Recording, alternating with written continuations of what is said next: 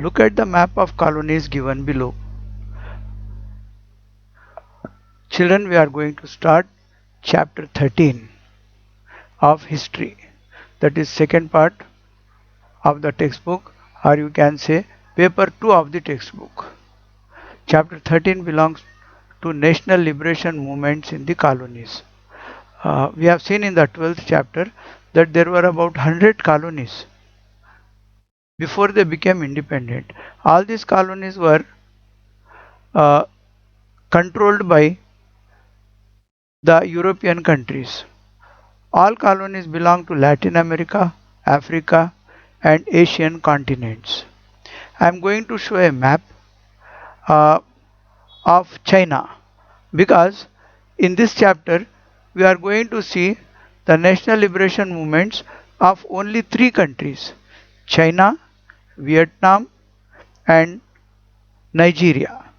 We cannot read about the movements for independence of all 100 countries. It will be a vast syllabus. These are the three candid countries where so many other powers of Europe and one great power of Asia, that is Japan, ruled over China. The map is before you. After seeing the map, you have to answer the question. I am giving the question in the end. Which countries ruled China in 1914? One question will come. Now let us proceed from the textbook. So look at the map of colonies given below. In class 8, you read how European countries controlled over most of Latin American, African, and Asian countries by the 19th century.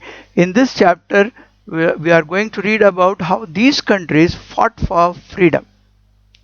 As I told you, we are going to see only the freedom movement of only three countries: China, Vietnam, and Nigeria. Nigeria is an African country. China and Vietnam are Asian countries. There is a map given below. In the map, you can see the colonies of Britain in pink color, the colonies of France in blue, the colonies of Holland in light brown. Some countries of Asia and Africa continued to be independent, and these are shown in grey color. Identify all these countries with the help of the map which is in your atlas. Refer to the atlas. World political map you can see. In the world political map you will get all these. Now the names of these countries you have to write. Outline political map you have to buy from the market, or you may have old maps of the world. So here are the countries which were ruled by the colonial masters, and you have to identify.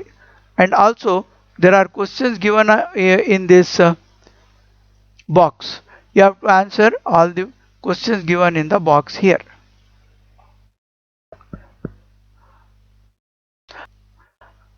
Identify one Asian and one African colony of Britain. Question 2. Identify one Asian and one African colony of Holland. Identify one Asian and one African colony of France, and identify two Asian and one African country that was not the colony of any power. Achha. Whose colony was Australia? It is very easy to answer. Now let's go to the next page. Even independent countries like China were actually under the control of many colonial powers and independent only in the name. In this chapter, we will read about the difficult situations faced by these colonies and how they began to fight against the domination of the European powers. Most of these countries had different kinds of people. There was no hegemony among all the peoples because they belonged to different geographical expressions. Like India. India was a colony of British. Indian people spoke mainly Hindi language, but many languages were spoken by Indian people. But when English came, they introduced their own language. So hegemony means uniqueness or similarity. So most of these countries had different kinds of people who spoke many different languages, or they followed different religions and political identities. They did not think of themselves as one nation, but they were ruled by one colonial master. That was the problem. The traditional rulers in almost all these countries had been kings and emperors. These emperors did not support the ideas of democracy and freedom. As new movements took shape, people in the colonies were inspired by the new ideas from Europe, like nationalism, democracy, even socialism, liberty, and equality. These are the two more um, ideas that are not given in the book. They are also important.